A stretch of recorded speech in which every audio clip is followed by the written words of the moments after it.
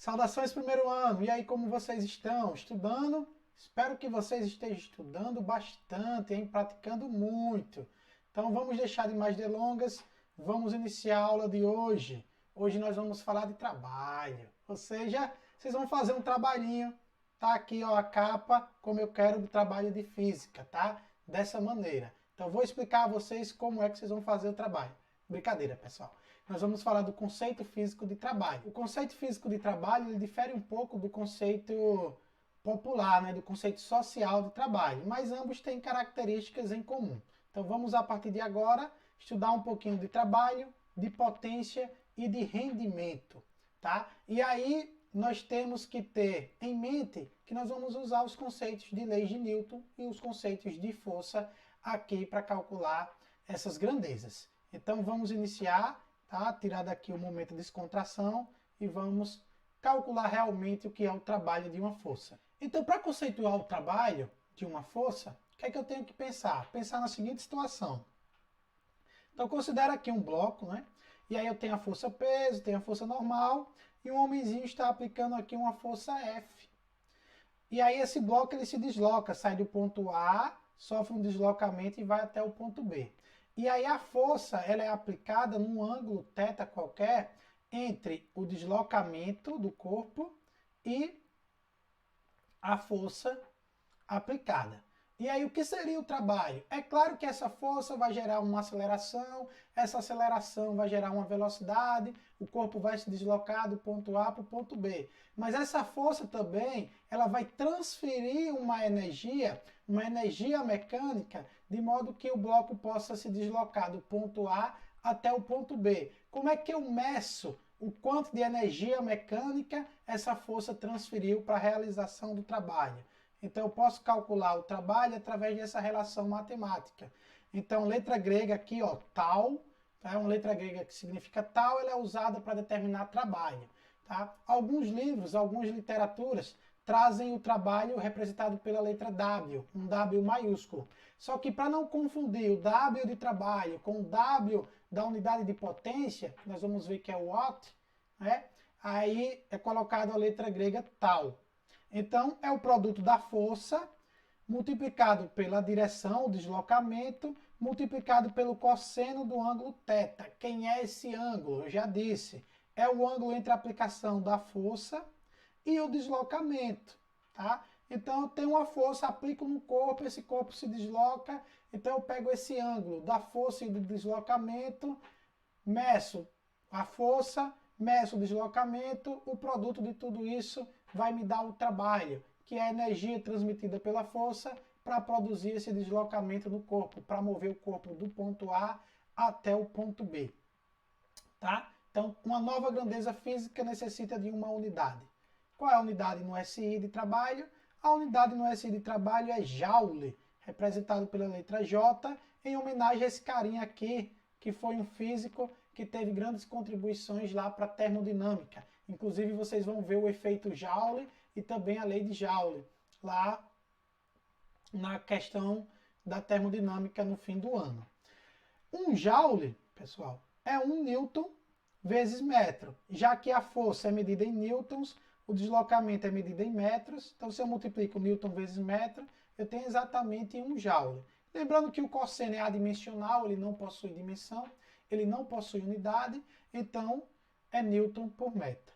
Então, definido o conceito de trabalho, vamos estudar casos especiais. Mas eu chamo a atenção para vocês do seguinte, se há deslocamento, então tem uma força que produz esse deslocamento. Então essa força vai realizar trabalho, né? Vai transferir energia para que o móvel se desloque. No caso aqui é uma energia do tipo mecânica, tá? Então vamos aos casos especiais, ou casos particulares. O primeiro caso é uma força aplicada na mesma direção e sentido do deslocamento. Então o trabalho, nesse caso, vai ser o produto da força, do módulo da força, pelo deslocamento. Só isso. Então vamos analisar como é que nós chegamos a isso. Então tem aqui ó, um deslocamento para a direita, para cá, né? Tem uma força também aplicada para a direita. Então qual é o ângulo θ entre a força e o deslocamento? É 0 graus, já que ambos estão na mesma direção e no mesmo sentido, né? Já que deslocamento e força atuam na mesma direção e no mesmo sentido.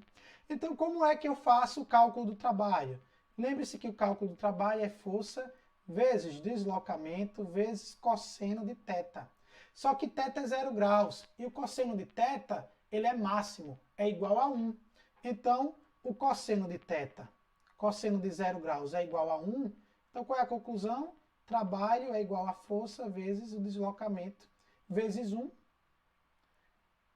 Finalmente, o trabalho é igual a força vezes o deslocamento, que é exatamente o que nós dissemos aqui logo no início do slide. Então, quer dizer que se eu tenho uma força que está aplicada na mesma direção e no mesmo sentido do deslocamento, o trabalho vai ser simplesmente o produto dos módulos. O módulo da força multiplicado pelo módulo do deslocamento. Então, bem simples assim nesse primeiro caso. Vamos agora analisar o segundo caso. Eu vou ter uma força aplicada na mesma direção, só que agora com o sentido contrário do deslocamento. Então, o que é que está acontecendo, pessoal? Nesse caso, o trabalho vai ser o oposto da força multiplicado pelo deslocamento. Como é que nós vamos fazer para analisar? Ó, eu tenho uma força aqui que está atuando para a esquerda. E eu tenho um deslocamento aqui, ó, que está indo para a direita. Tá? É essa força que produz esse deslocamento? Não. Então eu tenho aí mais uma outra força envolvida. Mas eu quero calcular o trabalho dessa força.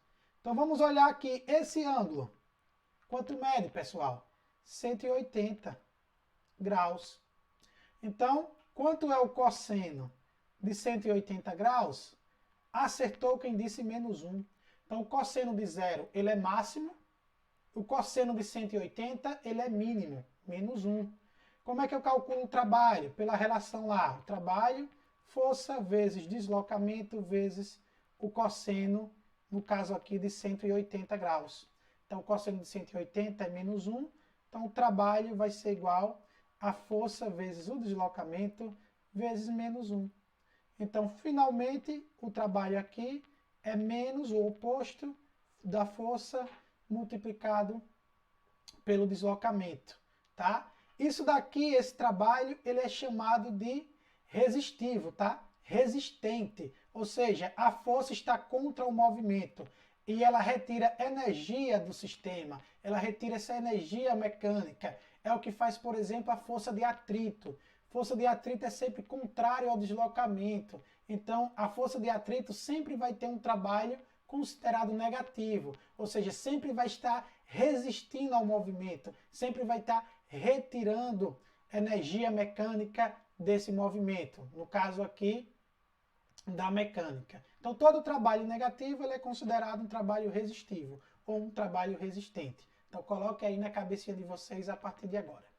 O terceiro caso particular é quando eu aplico uma força perpendicular ao deslocamento. Ou seja, a força está aplicada perpendicularmente ao deslocamento. Lembre-se que perpendicular significa que a força e o deslocamento vão formar um ângulo de 90 graus. Ou seja, eu tenho um deslocamento aqui para a direita, só que eu tenho uma força aqui atuando para cima. O que é que vai acontecer aqui? O trabalho é zero. Alguém sabe me dizer por quê? Porque pensa aqui, ó, cosseno de 90. O cosseno de 90 é zero. Quando eu aplicar o trabalho, vai ser força vezes deslocamento vezes o cosseno de 0 graus. Como isso daqui é zero, então o trabalho vai ser igual a força vezes o deslocamento vezes zero. Então o trabalho aqui vai ser igual a zero. Não há trabalho, não há uma força que realiza trabalho no sistema, transferindo energia para contribuir com esse deslocamento. Ele simplesmente está ali, mas não contribui com o deslocamento do corpo. Um caso específico disso é a nossa força centrípeta, tá? Então, um caso importante em que o trabalho é zero é da força centrípeta. Por quê? Porque ela é sempre perpendicular.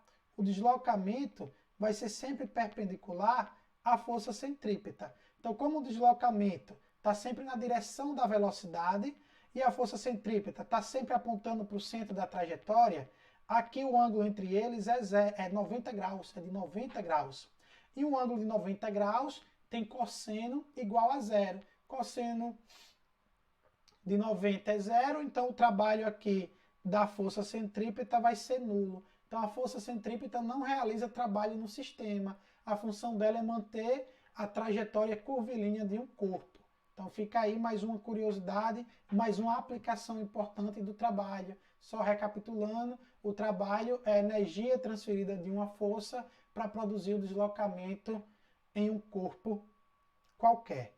Então, conceituamos trabalho, vimos casos especiais, vamos agora calcular o trabalho da força-peso, que é uma força extremamente importante no nosso dia a dia. Então, vamos pensar o seguinte, ó, estou segurando aqui essa caneta, tá?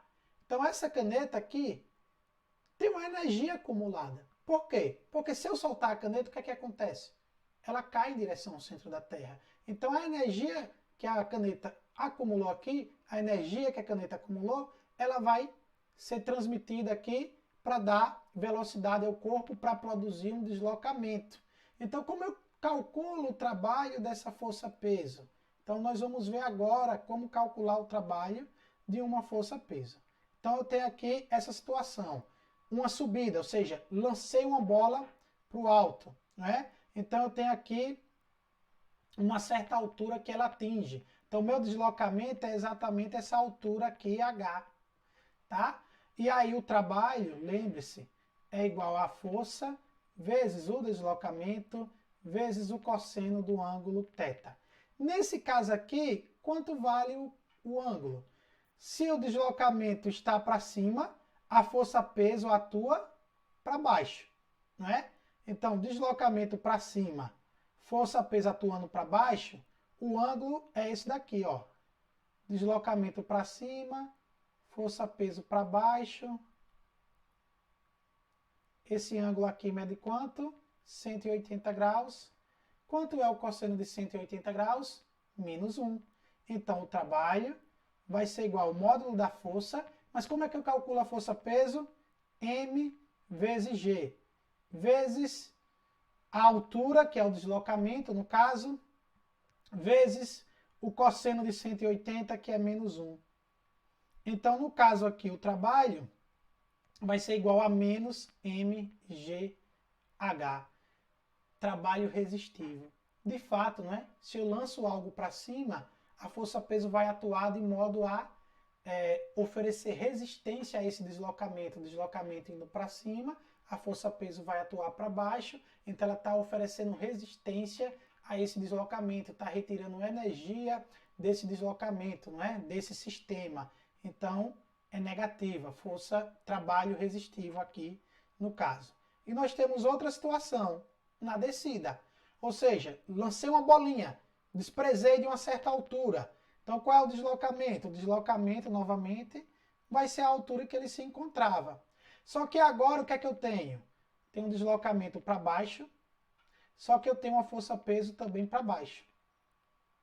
O ângulo aqui entre o deslocamento e a força-peso, o ângulo θ vai ser igual a zero. Quanto é, gente, o cosseno de zero? É igual a 1. Como eu calculo, então, o trabalho? Força vezes o deslocamento vezes o cosseno, que nesse caso é de 0 graus. Força é a força-peso. Força-peso é massa vezes a aceleração da gravidade, vezes o deslocamento vezes 1. Então, o trabalho na descida é simplesmente m vezes g. Como eu chamei o d de h, que é a altura que ela se encontrava até chegar ao solo, então o trabalho aqui é mgh. Ou seja, o trabalho da força-peso depende da aceleração da gravidade, da altura em que se encontra e da massa do corpo. Significa que quanto mais alto eu tiver um corpo, maior vai ser o trabalho da força-peso, no caso, puxando a bola para baixo, né? Puxando o corpo ou a bola para baixo.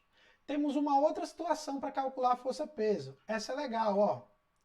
Um deslocamento horizontal. Então, como se eu estivesse aqui na minha mesa e eu empurrasse um bloco aqui horizontalmente na mesa. Eu tenho uma força-peso para baixo, né? Tenho um deslocamento aqui para a direita. Qual é esse ângulo aqui?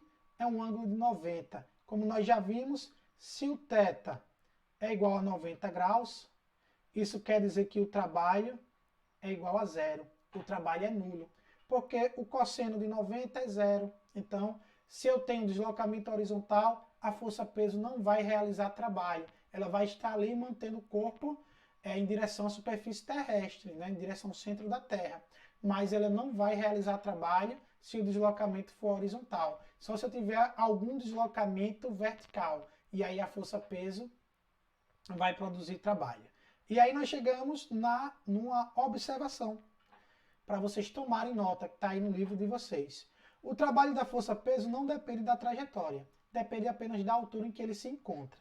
Ou seja, se eu sair com essa bolinha, se eu lançar ela em direção ao solo, diretamente aqui na vertical, ou se eu lançar aqui de forma oblíqua, na diagonal, ou se eu fazer esse caminho aqui com a bolinha, em todos os três casos, a bolinha vai sair da mesma altura, vai chegar ao solo também na mesma altura.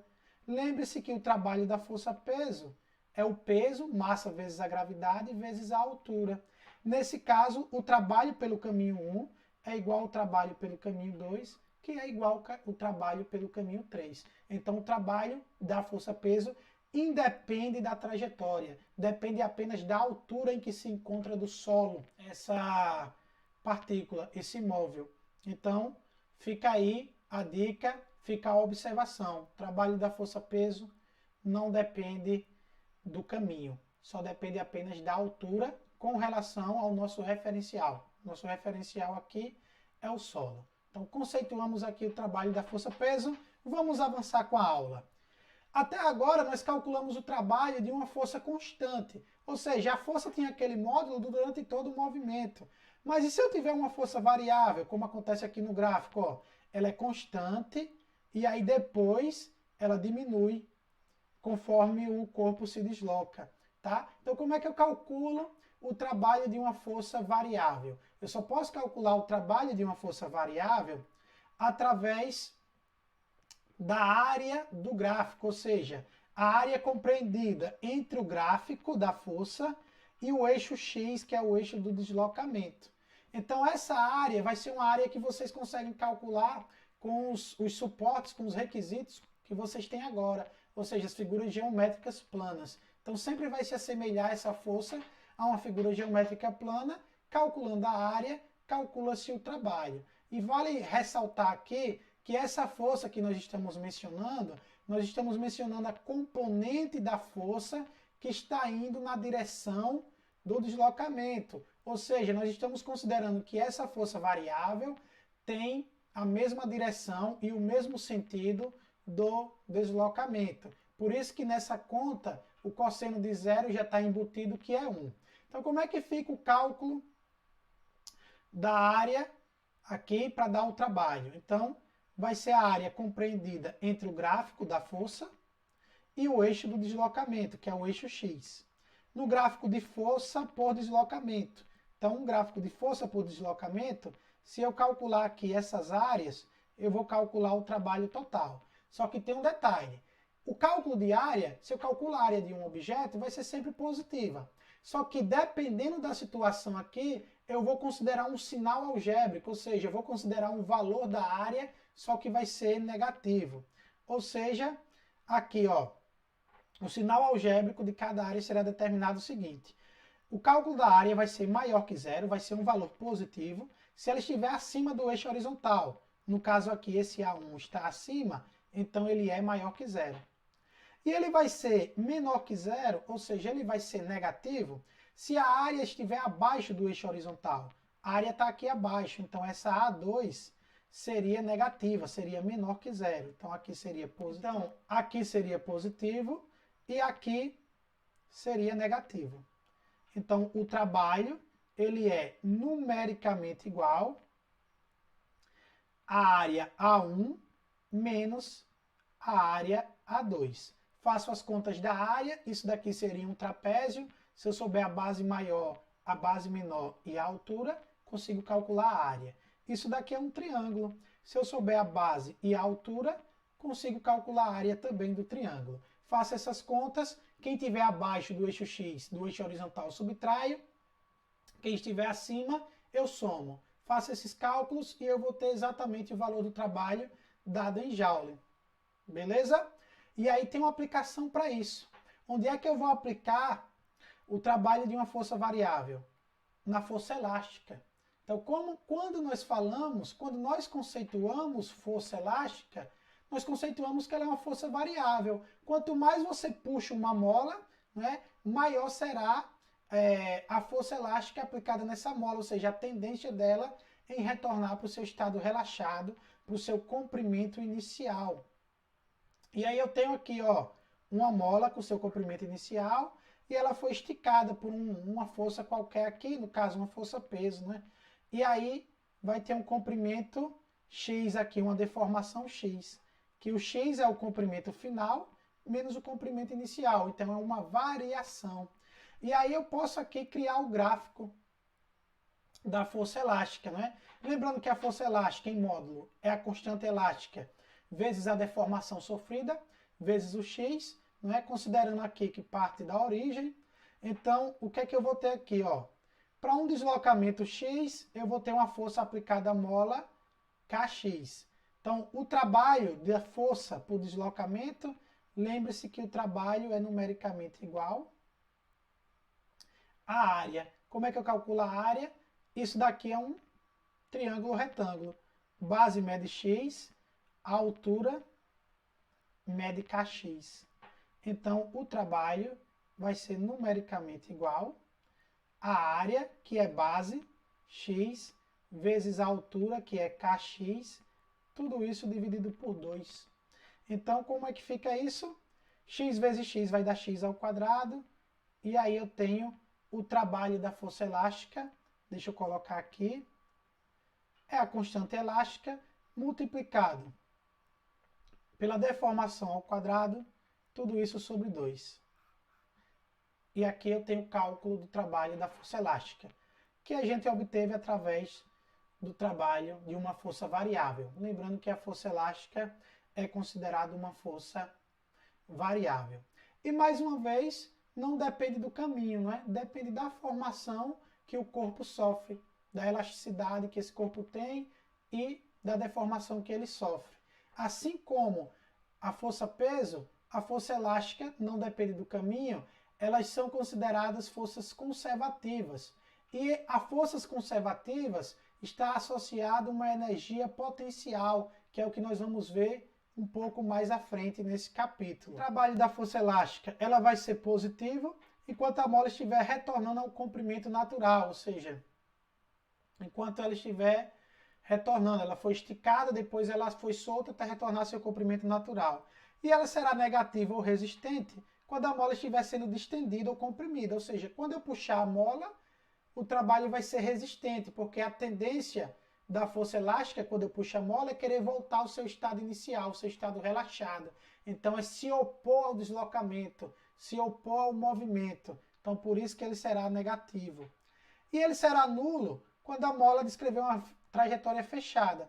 Ou seja, quando ela sobe, quando ela está relaxada, eu estico e depois ela volta à posição inicial dela relaxada. Então tem uma trajetória fechada. Saiu do ponto, voltou para o mesmo ponto. Então saiu do ponto, foi esticada, voltou para o mesmo ponto. Nesse caso, o trabalho vai ser considerado nulo. E como eu disse a vocês anteriormente, não depende da trajetória. É uma força conservativa. E é uma força conservativa está associada a uma energia potencial que nós vamos ver um pouco mais à frente. Então, beleza? Vamos avançar. Vamos falar agora de potência, né? E aí, minha potência? Quando você cumprimenta seu colega, não sei se vocês fazem isso, não sei se eu estou ficando velho, e isso já passou, mas enfim.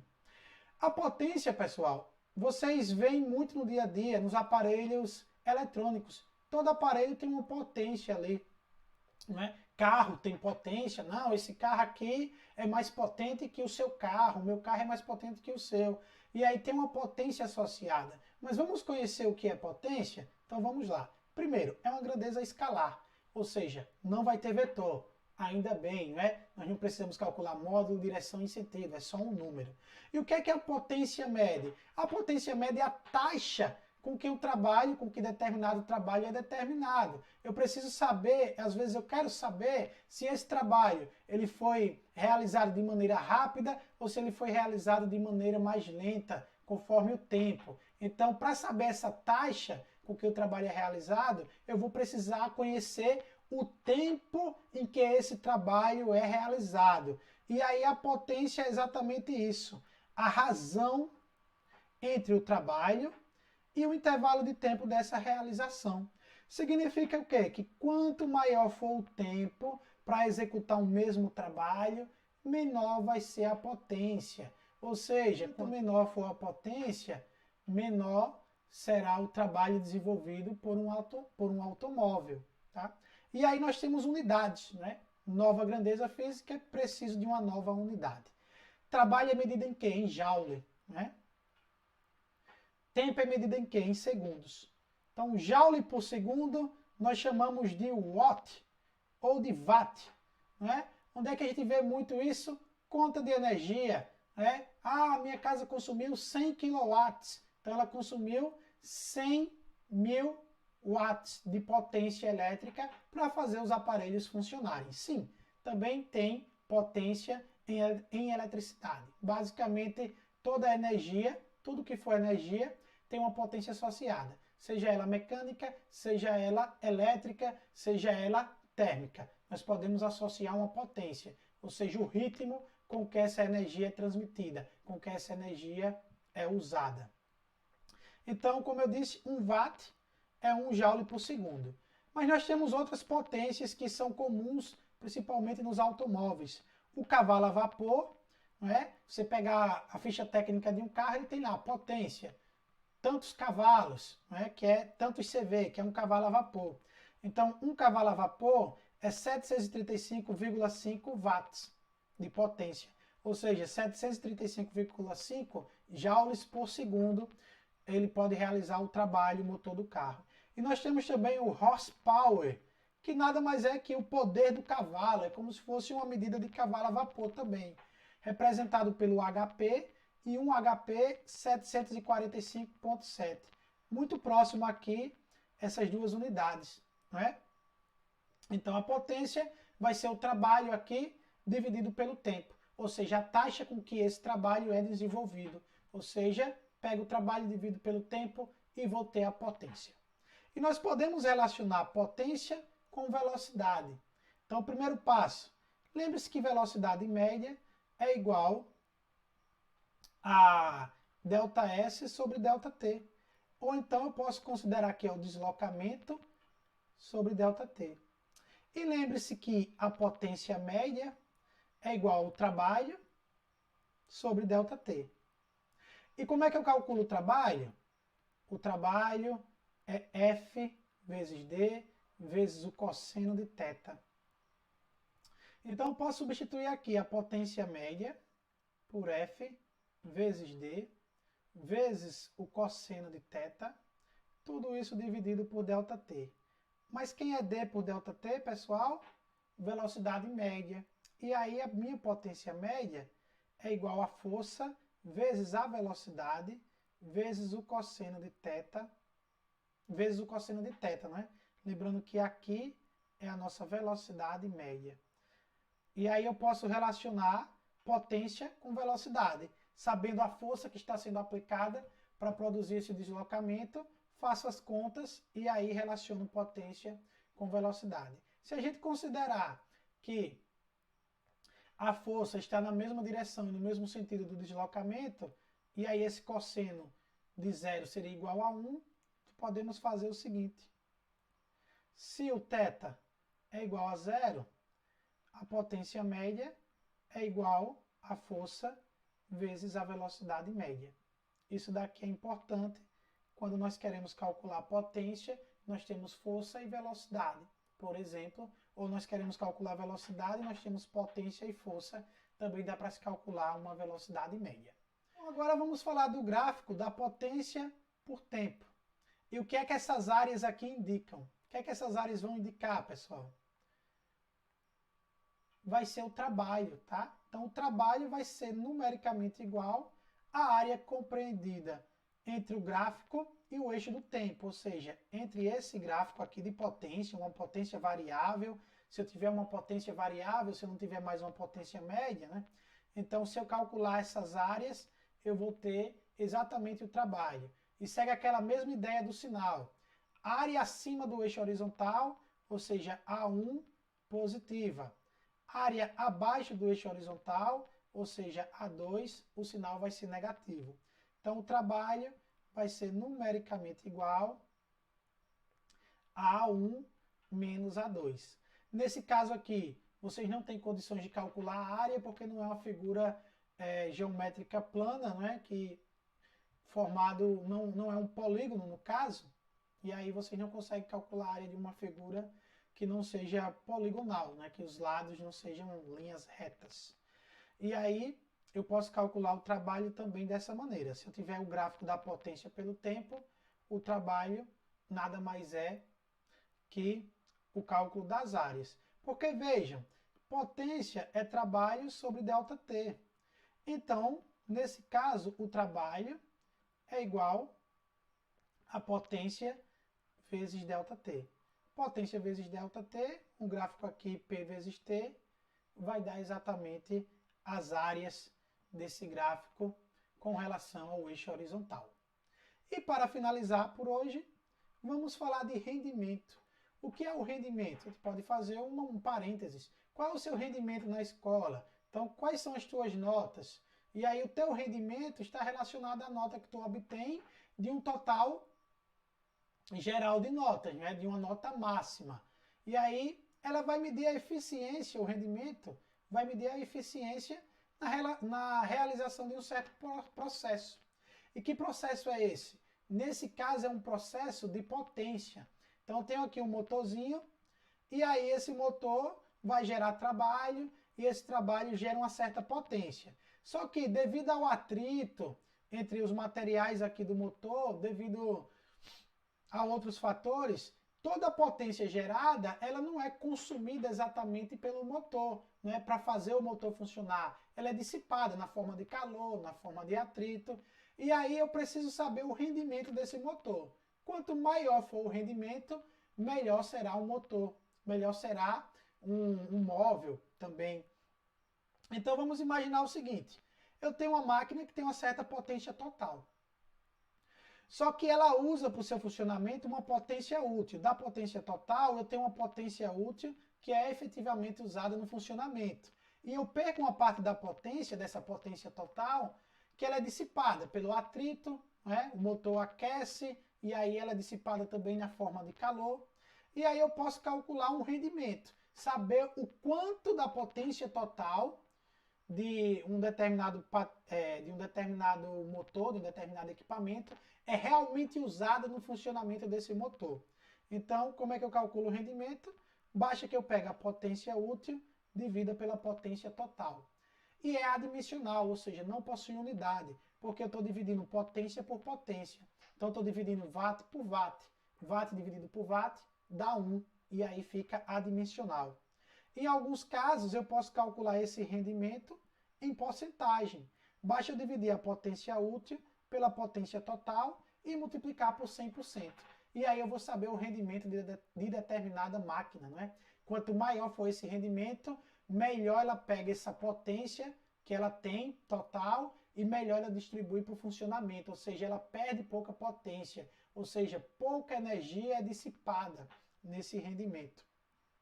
E aí o rendimento é só para nos dar uma noção, né, de quão eficiente é uma máquina, realizando determinado trabalho devido a uma certa potência.